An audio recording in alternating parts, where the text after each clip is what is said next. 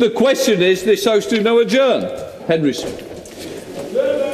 Mr Deputy Speaker, I am very grateful for the opportunity to raise this evening the issue of the need for CCTV to be installed and monitored in slaughterhouses in an effort to better aid animal welfare.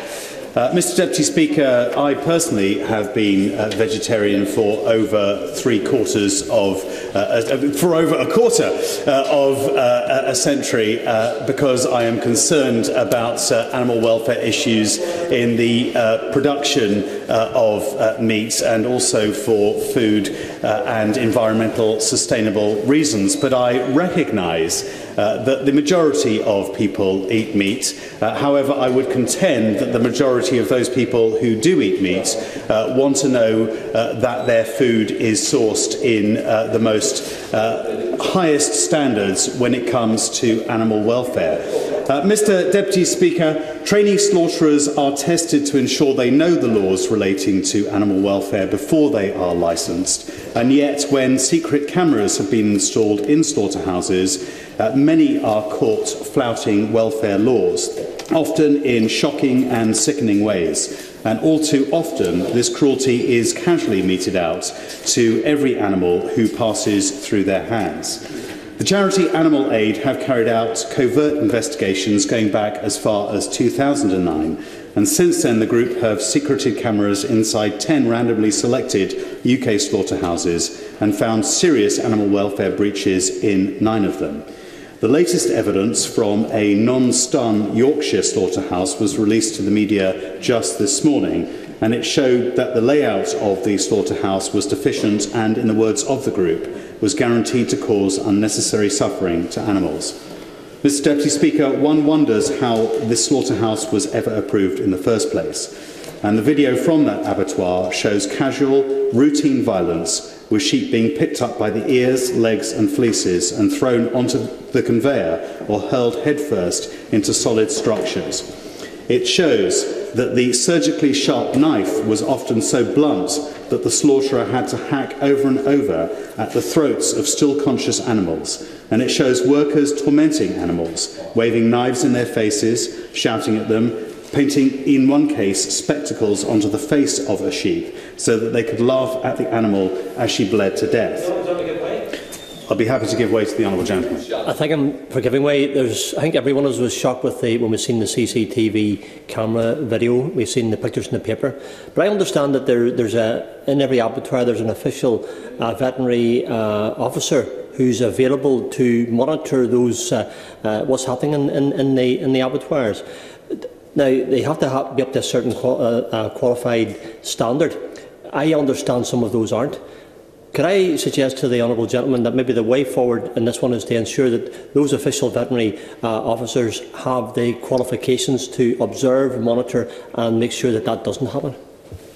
I'm grateful to the honourable gentleman for his intervention. The fact is, and I will come on to this later on in my speech, is that those vets who are on site within slaughterhouses all too often aren't everywhere at once, and indeed there have been too many incidents that have been missed. Proper training is absolutely essential, but I think there being an all-seeing eye and independent monitoring would ensure the maximum quality of animal welfare conditions in our slaughterhouses. The recording that I was referring to, I'll give way in a moment, shows appalling violence, and the Food Standards Agency has so far suspended the licences of 3 workers, and I understand is also building cases for prosecutions against them. But terrible as these actions are, this slaughterhouse is not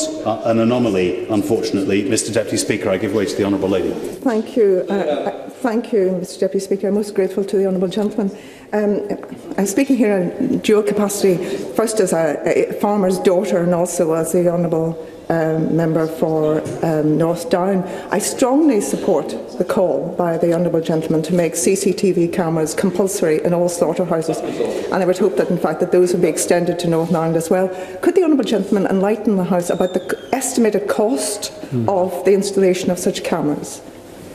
I'm grateful to the Honourable Lady for her intervention, and my brother is a farmer, and I know that many farmers that I have spoken to, in fact I received an email earlier today, are deeply concerned that the welfare of animals that they care about when they're on their farms is discarded in their final moments in the slaughterhouses.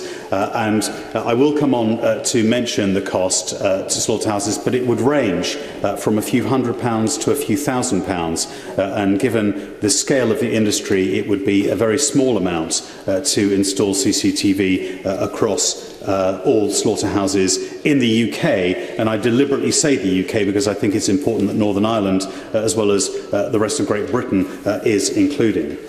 Earlier recordings have revealed that animals have been kicked, slapped, stamped on, picked up by fleeces and ears and thrown into stunning pens.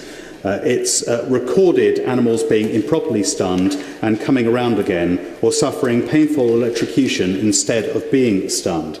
Cameras have also captured animals being deliberately and illegally beaten and punched and burned with cigarettes. And workers have been caught hitting pigs in the head with shackle hooks and using the stunning toms deliberately to cause pain and sending electric shocks through animals' ears, noses, tails, legs, abdomens, and even in one recorded case, through an open mouth. Mr. Deputy Speaker, the key point I wish to convey this evening is that not one of these illegal acts were detected by the government-appointed on-site vets or the slaughterhouse operators who have ultimate responsibility for animal welfare. The current regulatory system fails animals badly, and I believe it is now time to rectify that. Workers do know the law and they know how to abide by it, and yet investigations show that this is routinely flouted when they think no one is watching, in which case somebody needs to be watching. Independently monitored CCTV could help reduce the number of vicious attacks in the first instance by deterring them. Who would stub a cigarette out on the face of an animal if they knew the illegal act was being recorded? Cameras could help prevent routine suffering by detecting institutionalised poor practice, such as the illegal stunning and slaughter methods used in at least 4 of the slaughterhouses videoed by Animal Aid. And any vet who saw these methods would have been able to step in and advisory training for the staff involved. And of course, those who do cause deliberate unnecessary suffering to animals are much more likely to be caught. The recordings, when properly monitored, provide evidence that will allow food business operators and the Food Standards Agency to take decisive action. Since RSPCA welfare standards introduced the requirement for installation of CCTV in abattoirs from 2011, all Freedom Food Scheme approved slaughterhouses have had to install effective systems, store recordings and make them available to Freedom Food and RSPCA field staff. I give way to the Honourable Gentleman. Thank the Honourable Gentleman for being very gracious and let me have interventions. Could I just ask one question? Maybe he's coming on to it. In relation to who will monitor and observe the CCTV, will that be somebody paid for that position to do that, and will there be a cost factor in that as well? Well, I'm grateful for the Honourable Gentleman's intervention, and he raises an important point. I think the importance of CCTV is that what is recorded is stored for a period of time and then available to independent inspectors. And I know that there are a number of groups who would be willing to provide that service at no cost to the taxpayer because of their concern for animal welfare. Coming back to the RSPCA and the Freedom Food Scheme, the two organisations therefore have direct practical experience of seeing and assessing issues associated with the operation of CCTV systems in a range of slaughterhouses. And based on that first-hand experience to date, the use of CCTV in abattoirs is likely to bring many benefits to animals and to inspectors and food business operators themselves. And many of these have already been realised in abattoirs that have installed such monitoring.